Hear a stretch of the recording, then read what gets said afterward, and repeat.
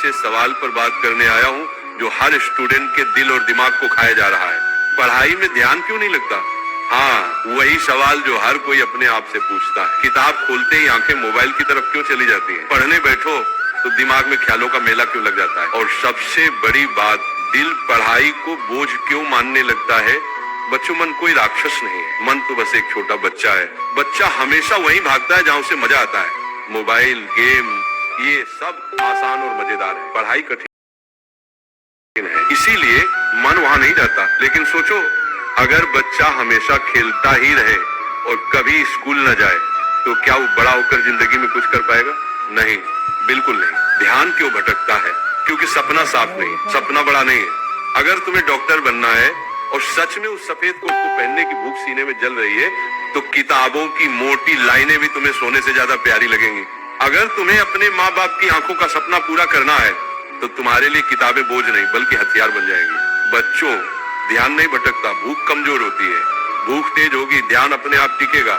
और पढ़ाई में ध्यान इसलिए नहीं लगता क्योंकि हमारी आदतें गंदी हो चुकी हैं। रात 3 बजे तक मोबाइल चलाना, सुबह 12 बजे उठना, फालतू रील्स देखना, ये सब दिमाग को खोखला बना देता है। जैसे कोई खेत खरपतवार से भर जाए तो फसल नहीं उग सकती, वैसे ही तुम्हारा दिमाग फालतू चीजों से भरा हुआ है। और जब तक इसे साफ नहीं करोगे, पढ़ाई में ध्यान कभी नहीं लगेगा। मान लो एक खिलाड़ी है, उसे दौड़ जीतनी है, लेकिन हर दिन वो जंक फूड खाता है, सुबह देर से उठता है, प्रैक्टिस के बजाय मोबाइल चलाता है, तो क्या वो खिलाड़ी जीत सकता है? नहीं। ठीक यही हाल तुम्हारा है।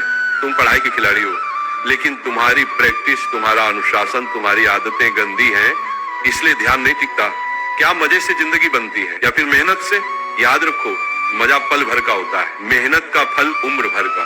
भगवान श्री कृष्ण ने गीता में कहा है, तेरा अधिकार सिर्फ कर्म करने में है, फल की चिंता मत कर, पढ़ाई ध्यान से करो, रिजल्ट अपने आप आएगा। लेकिन अगर पढ़ाई ही नहीं की तो फल किस चीज का मिलेगा?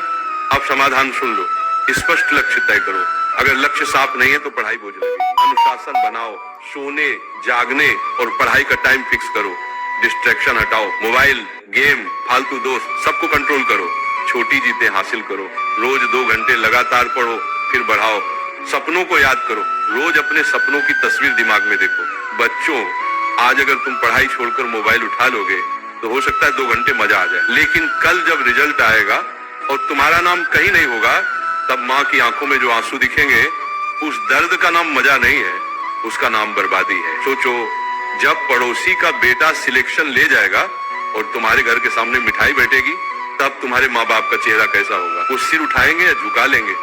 अगर इस सोच से भी तुम्हारे सीने में आग नहीं लगती तो मान लो तुम्हारे सपने मर चुके। ध्यान क्यों भटकता है सवाल नहीं है, सवाल ये है कि तुम ध्यान को पकड़कर रखोगे या नहीं। या तो ध्यान भटका कर जिंदगी बर्बाद कर दो, या फिर ध्यान साधकर अपने सपनों को सच कर दो। चुनाव तुम्हारे हाथ में है, क्योंकि मन जीता तो जग जीता। आज से वादा करो, पढ़ाई मेरी पूजा है, सपना मेरी आराधना है, अनुशासन मेरा धर्म है और सफलता